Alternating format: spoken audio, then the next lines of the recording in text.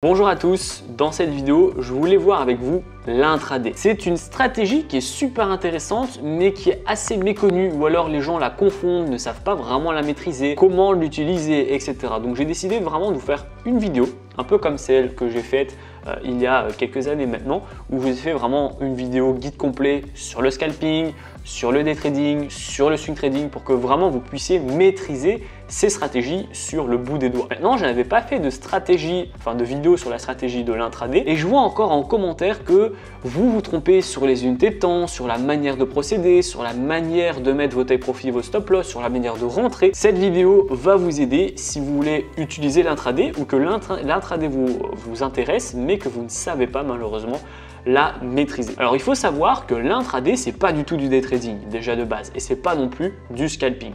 Vous allez placer l'intraday entre le scalping et le day trading. Donc dans un ordre croissant, vous avez le scalping, ensuite vous avez l'intraday, le day trading et le swing trading. Et l'intraday, ça va, comme son nom l'indique en fait, vous permettre de mettre des positions d'achat et de revente dans le même jour, un peu comme le day trading. Sauf que le problème, ou du moins la grosse différence entre l'intraday et le day trading, ça va être votre temps de position. Vous allez vous positionner beaucoup plus longtemps en day trading qu'en intraday. Et quand je dis beaucoup plus, c'est vraiment beaucoup plus. Par exemple, un moyen mémotechnique, dites-vous que le day trading, c'est du matin au soir. Voilà, vous allez mettre une position le matin à 8 h et vous allez la couper le soir à 18, 20 h. L'intraday, ça sera plutôt du matin au matin ou de l'après-midi à l'après-midi, du soir au soir. Vous allez mettre une position à 8 h au matin, elle peut très bien être fermée à 10 h au matin. Vous allez en mettre une à 14 h, elle peut être fermée à 16 h. Et enfin, vous allez en mettre une à 20 h, elle peut être fermée à 22 h. Donc on est vraiment sur des objectifs de temps beaucoup plus réduits. On va vouloir travailler un rebond, une cassure, un échec et on ne va pas attendre le retournement de tendance. On va juste en fait travailler sur une percée, une impulsion. Impulsion haussière ou impulsion baissière, peu importe. Mais donc, vu qu'on ne parle pas de scalping et qu'on ne parle pas non plus de day trading, vous ne pouvez pas agir comme si vous faites du scalping ou comme si vous faites du day trading. Et me dire que donc vous faites du scalping mais que vos positions elles durent en moyenne 5 minutes, c'est pas du scalping. Non, le scalping ça dure quelques secondes, entre 1 et 3 secondes et puis c'est terminé. Le day trading, c'est 8, 10, 12 heures. Et l'intraday, ça va durer, je veux dire, entre 15-30 minutes et 3-4 heures. Voilà, on est sur une plage horaire assez large. Ça va dépendre de vos objectifs. Si vous voulez vraiment travailler sur une percée ou sur une impulsion. Et puis ça va dépendre si on a des figures, si on n'a pas de figure et que c'est juste un petit rebond par exemple. Et puis il y a des fois où vous n'avez pas du tout de raison de couper votre position. Peut-être que vous mettez une position en intraday à l'achat, que ça continue de monter, on touche votre take profit, ça continue de monter, bon à ce moment-là, si vous voyez qu'on est très proche de votre take profit et qu'il n'y a pas du tout de raison de couper la position, vous pouvez décaler votre take profit. Et à l'inverse, vous pouvez également couper votre take profit et monter avec votre stop loss créditeur. Lorsqu'on n'a pas de raison de couper la position, on peut du moins la laisser. Et donc une position qui pourrait durer plus ou moins 1 ou 2 heures, pourrait rester 3 ou 4 heures, voire un petit peu plus. L'objectif, c'est surtout pas de faire un scalping qui devient de l'intraday, qui devient du day trading, qui devient du scalping. Ça, c'est vraiment un gros problème. Vous devez au préalable savoir exactement combien de temps peut durer votre position en trading. J'ai déjà fait une vidéo à ce sujet-là, elle est en haut à droite de votre écran. Et donc, maintenant, on en vient au fait de comment et surtout où se positionner. Est-ce qu'on se positionne en M5? Est-ce qu'on se positionne en H1? Est-ce qu'on se positionne en M30? Moi, ce que je vais vous donner, c'est 2 unités de temps. Ces 2 unités de temps sont le H1 et le M15. Ce sont les 2 unités de temps que vous avez besoin quand vous allez faire de l'intraday. Vous allez utiliser le H1 pour vraiment voir la tendance globale, voir si vous pouvez mettre une zone importante de résistance ou une zone importante de support. Est-ce qu'on a de la divergence sur le RSI? Par exemple, vous pouvez vraiment servir des vidéos que j'ai faites il n'y a pas longtemps. Je vous ai donné plein de stratégies, etc. Quand je vous parle donc de l'unité de temps la plus haute de votre stratégie et que vous faites de l'intraday, c'est du H1. Donc le H1, ça va vraiment vous permettre de déceler des graphiques, voir si ça peut être intéressant. Et si par exemple en H1, vous allez mettre votre grosse zone de résistance et vous voyez que les prix commencent à rentrer dans cette zone de résistance, on passe dans la plus petite unité de temps de votre stratégie de intraday qui est du coup le M15. C'est en M15 que vous allez vous positionner.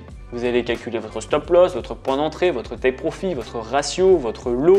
Vous allez tout calculer sur le M15. C'est vraiment l'unité de temps avec laquelle on va se positionner. Le M1 en scalping, le M15 en intraday, le H1 en day trading. Vous voyez qu'on est vraiment entre les deux. Et donc en M15, vous allez à chaque fois évidemment attendre les clôtures des bougies pour confirmer le signal ou la bougie ou la figure, peu importe. Ensuite, le stop loss, vous allez toujours essayer de le mettre par exemple en fonction si on est en tendance haussière ou baissière, mais au-dessus ou alors en dessous des points hauts et plus bas, comme ça, voilà, votre stop loss est toujours bien protégé et ne le mettez pas à 10 km pour votre conscience, parce que si pas, c'est une position qui ne pourra pas être cohérente. Il faut à chaque fois que votre stop loss peut être touché dans les prochaines heures, 1, 2, 3 heures après, et que votre take profit puisse être touché en 1, 2, 3, 4 heures également après. Il faut que ça soit cohérent. Parce que si vous vous positionnez en M15 mais que vous mettez des objectifs super loin, ben en fait, c'est plutôt une position de day trading qui a été mal mise parce qu'elle a été mise en M15. Donc faites vraiment attention que dès que vous allez dévier des unités de temps, vous allez en fait aller chez vos voisins. Et donc vous allez avoir des signaux de trading pour vos voisins, adaptés à vos voisins, adaptés à leur objectif également. Ça vous permet du coup de mettre une position en intraday et pas d'attendre 8 heures qu'elle se clôture. En gain, voilà, pourquoi pas, ou en perte. Et là, à ce moment-là, c'est vraiment une très grosse erreur de débutant. Pour les lots, alors les lots, peu importe votre stratégie, ils doivent être super importants et super précis. Vous ne pouvez jamais mettre une position sans avoir calculé votre lot. Le lot, donc ça peut être du 0,1, du 0,01, du 1 de ratio. Ça, c'est pas le problème. Ça dépend en fait tout simplement de la taille de votre stop loss. Plus il est loin, plus vous allez mettre un lot faible. Plus il est près, plus vous pouvez mettre un lot assez élevé. Et en fonction, encore une fois, de votre capital, il doit toujours être proportionnel. Vous ne pouvez pas mettre un lot de 1 si vous avez 100 € de capital. Votre stop loss doit être configuré et calculé en fonction donc de votre lot pour que s'il est touché, il vous fait perdre 1% de votre capital. Donc chaque fois, vous faites attention pour avoir un lot correct à 1%, voire 0,5% de votre capital. Le take profit, ça sera jamais donc des ratios, enfin ça peut, c'est possible, hein, mais en règle générale, on est souvent sur des ratios à 1, 2, 1, 3, 1, 4, mais c'est difficile de placer des ratios à 1, 8 en intraday, mais vous pouvez à chaque fois mettre des ratios corrects en fonction des retournements, en fonction aussi de votre stratégie de trading. L'idée, c'est surtout d'avoir un stop loss super bien précis. Le take profit, il peut sauter. Si vous voyez qu'on le touche et que vous n'avez pas de raison de le tourner, vous pouvez le modifier. Tant que votre stop loss reste et vous ne le bougez pas, à moins que c'est pour le mettre en break-even ou en stop loss réducteur, vous êtes OK. Le dernier point que je vais aborder, je le vois souvent en commentaire, c'est que vous me demandez donc quel actif est intéressant en intraday. L'intraday est intéressant au niveau donc du Forex. Vous allez pouvoir vraiment trouver beaucoup d'opportunités sur les paires de devises majeures, type euro-dollar, GBP USD, USD GPI, AUD USD, etc. Vous allez également pouvoir trouver le gold. Le gold en intraday est intéressant. Maintenant, attention, si vous avez un petit capital et que vous êtes encore un débutant, ne tradez pas le gold. C'est préférable d'attendre que vous soyez rentable ou au moins bien formé, bien expérimenté avant de toucher au gold. Et évidemment, le coût par pips est élevé, donc ça monte vite, mais ça baisse vite.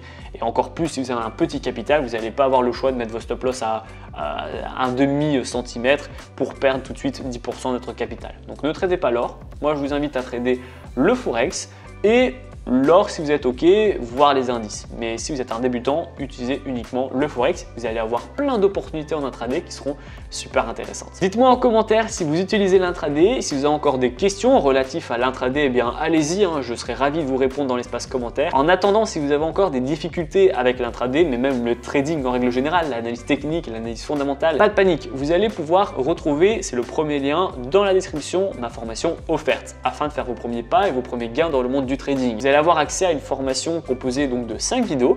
Je vais vous expliquer comment créer un compte sur une plateforme ergonomique. Je vais vous donner des stratégies de trading, intraday, des trading, etc. Des indicateurs. Je vais même vous expliquer comment j'ai fait mes premiers 1000 € par mois en trading. Et enfin, on va voir ensemble les take profit et les stop loss pour que vous puissiez être un trader qui dure dans le temps. La vidéo est terminée, j'espère qu'elle vous a plu. Si c'est le cas, n'hésitez pas à la liker, à la partager, surtout abonnez-vous.